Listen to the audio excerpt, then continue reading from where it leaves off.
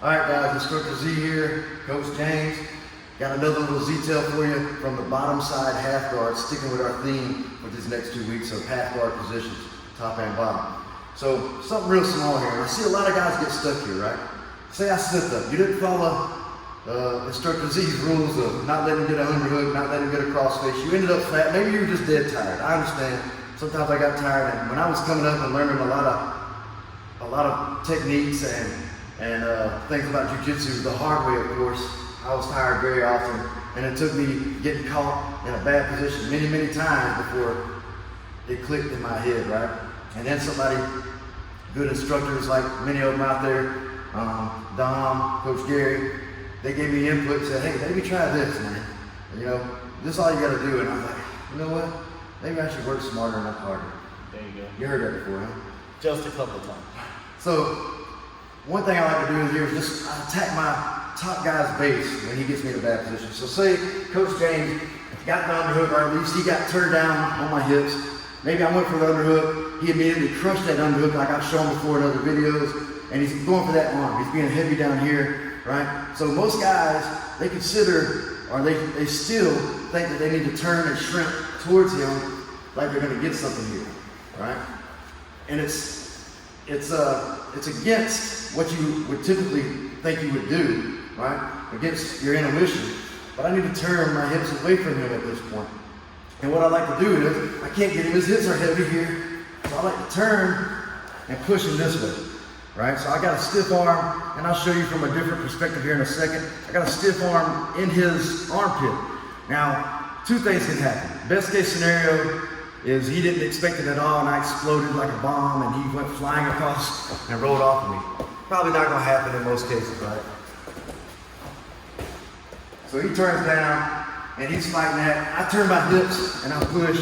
It's probably just gonna square back up, right? And then I can come back in, or threaten to get back up. But I've essentially created some of this space in here and gained some of that ground back that he took from me by putting his hips and taking over my vulnerable area, which is this breadbasket in the middle, right? So I made him protect his base, which he's probably gonna do every time if he's smart. He's gonna give this up, whatever he had trying to attack my arm, to preserve the position that he has on top. So I forced him to make a decision by testing his base. He come back square, and now I shrimp a little bit, good old shrimping, best thing for you. And now I've got some space to work with here. So let's go around this side.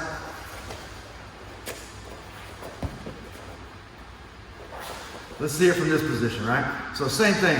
For whatever reason, he got past my knee shield. He got down here. He got into my vulnerable area, and he's real heavy here. I gotta be careful because I might be trying to pass, right? So I'm working on kinds of stuff. I'm gonna take my hips and I'm gonna go that way, counterintuitive to what I thought, and push stiff arm. Sometimes you can need to get up here. If he's real loose, I can get back up, or at a minimum, come back in.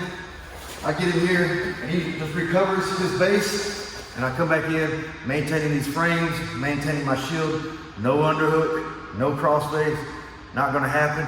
And then, depending on how much space he gives me, I can go from here. Maybe I shoot full guard, maybe I pull him into a submission, maybe I just start standing up and I force him to come after me some more, and then I work some other kind of attack to try to trap him based off his over-aggression in that moment. So, just another detail for you, right?